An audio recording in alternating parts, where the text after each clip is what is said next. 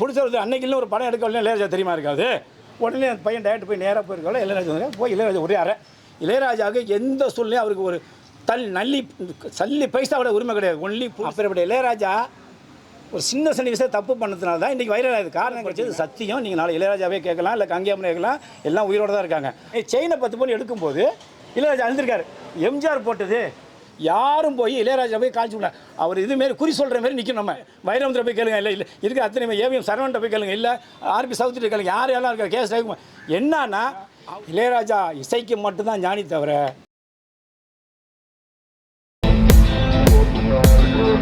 News 10 சேனலை like பண்ணுங்க, share பண்ணுங்க, அண்ட் சப்ஸ்கிரைப் பண்ணுங்க. டாடா.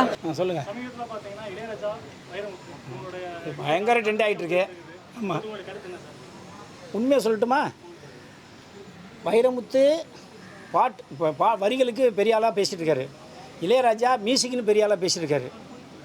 ஆனால் வைரமுத்து ஒன்றே ஒன்று தான், அவர் வரிகளில் நிற்கிறார். ஆனால் இளையராஜா அவர் காத்துக்கருப்பு சொன்ன மாதிரி 89 நான் மெட்ராஸ் வந்தப்போ சினிமாவில் நடிகரை கட் அவுட் இருக்காது, இளையராஜா கட் அவுட் மட்டும் தான் இருக்கும். வடபனில் இருக்கும், பிரசாத்தில் இருக்கும், தமிழ்நாடு முழுக்க எங்கே இருக்கும் ராகதேவன் இளையராஜாவின் இசையில்னு போட்டிருப்பாங்க. அப்பேற்பட்ட இளையராஜா போட்டு தான் இருக்கும். அதுக்கப்புறம் பார்த்தா கரகாட்டை பார்த்தா அவரை சொல்ல ஒரு பாட்டு முறை கட் அவுட்டு கிட் அவுட்டு எல்லாம் வெளியிடுன்னு. அப்பேற்பட்ட இளையராஜா ஒரு சின்ன விஷயம் தப்பு பண்ணதுனால தான் இன்றைக்கி வைரல் ஆகுது. காரணம் கேட்டிங்கன்னா அவரோட இதெல்லாம் நான் படிச்சிருக்கிறேன், நான் சொல்கிறேன். அப்போல்லாம் பார்த்தீங்கன்னா வண்ணத்திரை, தேவி, பிலிமாலயா, ஆனந்த விகடன், குங்குமம், குமுதம் வந்து பார்த்தீங்கன்னா இளையராஜா, கங்கையமரன், பாரதிராஜா, அவருடைய அண்ணன் பாஸ்கர் அவங்கெல்லாம் மெட்ராஸில் சினிமாவுக்கு வந்தப்போ இதை நான் சொல்லி ஆகணும்.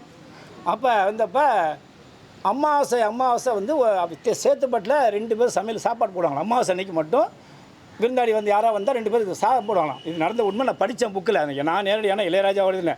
அப்போ இளையராஜா என்ன பண்ணிக்காரு, கங்காமரனையும் பாரதிராஜாவோ இல்லை பாஸ்கர் ஞாபகம் இல்லை, ஏன்னா வருஷம் 35 வருஷம் ஆச்சு. அப்போ 2 பேர் நீங்கள் என்னோட தம்பிகள் அனுப்புகிறேன் அப்படின்னு சொல்லி இளையராஜா வந்து சேத்துப்பட்டு அமிச்சிட்டார்.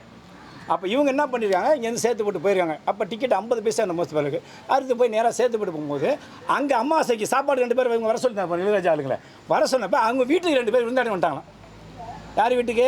அந்த வருஷம் நல்ல சாப்பாட்டுக்கு அவங்க வீட்டுக்கு வந்து விருந்ததுனால இவங்க 2 பேரும் பாரதிராஜாவோ பாஸ்கரத்தில் 2 போயிருக்காங்க. தம்பி வாங்க வாங்க வந்துட்டீங்களா அப்படின்னு. அவளை எதில் வந்தீங்கன்னா பஸ்ஸில் வந்தோடனே சாரி நடந்து வந்தோம் அப்படின்னு நடந்து வந்தோன்னு சொன்னாங்களே தெரியல, ஞாபகம் இல்லை. உடனே என்னன்னொடனே டக்குன்னு எங்கள் வீட்டில் விருந்தாடி வந்துட்டாங்க, அதனால் அவங்களுக்கு தான் பண்ண முடியும், அதனால் என்னால் பண்ண சொல்லிட்டு எதில் வந்து கேட்டோன்னே பஸ்ஸில் வந்து நடந்து வந்து சொன்னாங்களா, பஸ்ஸில் வந்து தெரில. உடனே டக்குன்னு 1 ரூபா எடுத்து நீங்கள் பஸ்ஸில் போங்க அப்படின்னு சொல்லி கொடுத்துட்டாங்க. இது புக்கில் படித்தது சத்தியம். நீங்கள் நாளை இளையராஜாவே கேட்கலாம், இல்லை கங்கையம்மனை கேட்கலாம், எல்லாம் உயிரோடு தான் இருக்காங்க. அப்போ உடனே அவங்க என்ன பண்ணிடுறாங்க, 1 ரூபாய்க்கு வேர்க்கலையை வாங்கிட்டு சாப்பிட்டுட்டு நடந்து சாப்பிட்டு வடமல்லி வந்துட்டாங்க. அப்போ இளையராஜா என்ன பண்ணுறாரு, சாப்பிட்டீங்களா, எனக்கு அழுவார், சாப்பிட்டியா தம்பி சாப்பிட்டியா தம்பி கெஞ்சிருக்கா. இளையராஜா வந்து அப்படியே அழுதுருக்காரு. இப்படி ஆசையில் சும்மா சாப்பிட்டு வந்துருப்பாங்களா அம்மாசனை. அப்போ 2 பேர் சொல்லியிருக்காங்க, அவங்க வீட்டில் 2 பேர் விருந்தாடி வந்துட்டாங்களா, அதனால் இல்லை எங்களுக்கு ஒரு அந்த வேர்க்கை தின்ட்டு வந்துட்டாங்களாம் எங்கே அப்படின்னு சொன்னால் அப்படியே இளையராஜா கலந்து அழுதுருக்காரு. படித்தேன். அப்போ இளையராஜா 91 மறிகொழுந்துன்னு ஒரு படம், நான் உண்மையாக சொல்கிறேன், இதனால் எதுவும் பொய்யை சொல்ல போகிறதில்ல, இல்லைனா அவர்கள மறிகொழுந்துன்னு ஒரு படம் ரிலீஸ் ஆச்சு, படம் ஓடல. அந்த படத்தை டேரக்டர் புதியவன். ஏன் இளையராஜா வந்து அவரோட கஷ்டத்தையும் சொல்கிறேன், அவருடைய பாதிப்பையும் சொல்கிறேன், இன்றைக்கி இருக்கிறது சொல்கிறேன்னா அவருடைய பற்றி சொன்னது கேட்டு தான் சொல்ல வரேன். வைரமுத்தை பற்றி விட்டுருங்க, அவர் ஒன்லி வேறு அவர். அப்போ கட்டவுட்டில் வைக்கும்போது இப்போ மறிகொழுந்து புதியவங்கிறப்ப இளையராஜா போய் கதை சொல்லிக்கார். இளையராஜா கதை சொல்லுவது கதை ரொம்ப நல்லா இருந்திருக்கு. அந்த கதையை கேட்டோன்னே பிடிச்சிட வர சொல்லி இளையராஜா சொல்லியிருக்காரு. இளையராஜா வந்து பிடிச்சி வந்து இளையராஜா பார்த்தோன்னே இளையராஜா சொல்லியிருக்காரு, இந்த பையன் டேரக்டர் வேண்டாம், வேறு பையனை போடுங்கன்னு இளையராஜா சொன்னதாக சொல்கிறாங்க. அது அப்போல்லாம் நான் காவேரி சீட்டில் குடியிருக்கிறேன், பிரசாத் லேப்பில் அவர் தான் எல்லாம் இருக்காங்க, மிஸ்ல உள்ள சொல்கிறேன். அப்போ வந்து பிடிச்சி என்ன பண்ணுறாரு, உண்மையை சொல்லிட்டார். யார்கிட்ட?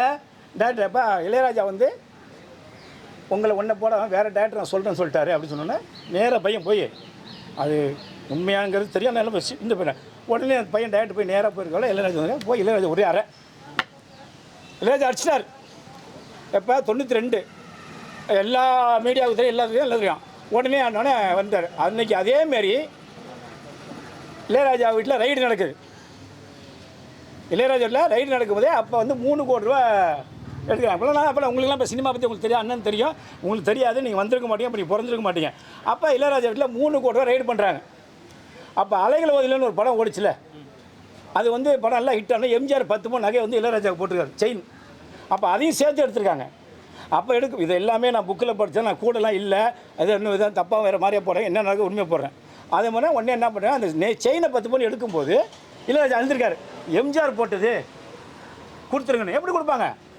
அந்த 3 கோடி ரூபா போயிடுச்சு. அப்போ உள்ள அவங்கள்ட்ட வேலை செய்கிறவங்க என்ன சொன்னாங்கன்னா, இளையராஜா ஒர்க் பண்ணுறவங்களாம், இந்த 3 கோடி ரூபாங்கிறது இன்றைக்கி 30 கோடி ரூபாய்க்கு சமம். அன்றைக்கி அவர் இளையராஜான்னு ஒரு காலனி வீடு கட்டி விட்ருக்கலாம். இளையராஜாவுடைய புகழுக்கும் அவர் செஞ்சது செய்யாதான் சொல்ல வர, வேறு தவிர எதுவும் மாற்றலை. உடனே என்னன்னா அது சொன்னாங்க. அப்போ நான் கூட நிற்கிறேன். அப்போ அன்றைக்கி 3 கோடி ரூபா இந்த ஒரு இளையராஜா காலனி மாரி இந்த பிரசாத் மாதிரி கட்டி விட்ருக்கலாம் அப்படின்னு சொன்னாங்க. எதனால் சொல்ல வரேன்னா, இளையராஜா இசைக்கு மட்டும்தான் ஞானி தவிர மக்கள் மத்தியில் யாருக்கு எதுவும் பெருசாக பண்ணலைங்கிறது தான் என்னுடைய கருத்து. அதனால் இளையராஜா வந்து மிகப்பெரிய ஞானியாக இருந்தாலும் அவர் மக்களுடைய அனுபவத்தை புரிஞ்சு. ஏன்னா இன்னொன்று என்ன தெரியுங்களா, இளையராஜா பார்க்குறதுக்கு ஒரு அப்பாயின்மெண்ட் ஆகணும். அப்புறம் அவரை பார்த்து மியூசிக் கொடுக்க 2 வருஷம் 1 வருஷம் ஆகணும். அதுவும் அவர் இப்படி அந்த நடந்து வரும்போதே அந்த மியூசிக் புடிச்சரை பார்த்து தான் அவர் கூப்பிடுறாரு. பிரசாத்தில் இதே பிரசாத்தில் யாரும் போய் இளையராஜா போய் காய்ச்சி விடல.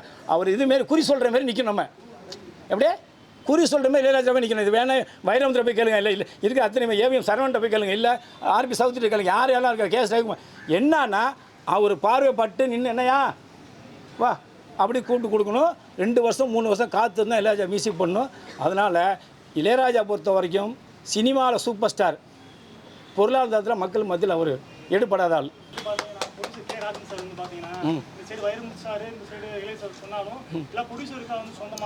அது 100%. ஏங்க இப்போ ஒன்றும் இல்லை, இந்த பிரசாதம் இப்போ நான் பூஜை போட்டிருக்கேன். இப்போ நான் எல்லாமே ஆடி வைக்கிறேன். பிரசாதம் சொல்ல முடியுமா? நான் வேலைக்காரங்க, நான் கொடுத்த காலி பண்ணிட்டு போகணும். இளையராஜா பொறுத்த வரைக்கும் அவர் சம்பளம் வாங்கிட்டு வேலை செஞ்சுருக்காரு. ஒரு நூல் கூட அவருக்கு ரைட்லேயோ எந்த ஒரு இதுலேயும் அவர் எதுக்கு அவர் மியூசிக் அமைச்சு பேக்கை ஏங்க அவர் வாங்குகிற சம்பளம் நடிகரே வாங்கலைங்க. அவர் அவ்வளோ பேக்காச்சா 1 கோடி 2 கோடி வாங்கிட்டு அதுக்கப்புறம் தான் டியூன் போட்டு அதுக்கப்புறம் தான் கூட்டு மியூசிக். இளையராஜாவுக்கு எந்த சூழ்நிலையும் அவருக்கு ஒரு சல்லி பைசாவோட உரிமை கிடையாது. ஒன்லி ப்ரொடியூசருக்கு தான். அது எல்லாருக்கும் தெரியும். அது யாரும் ஒழுங்காக ஓப்பனாக சொல்ல முடியாது. ராஜன் சொன்னார், அது நான் சொல்கிறேன். 100% ப்ரொடியூசருக்கு மட்டுமே சொந்தம். இந்த இப்போ நம்ம தமிழ் படம் பண்ணாலும் ஒரு டேரக்டர் மட்டும்தான்.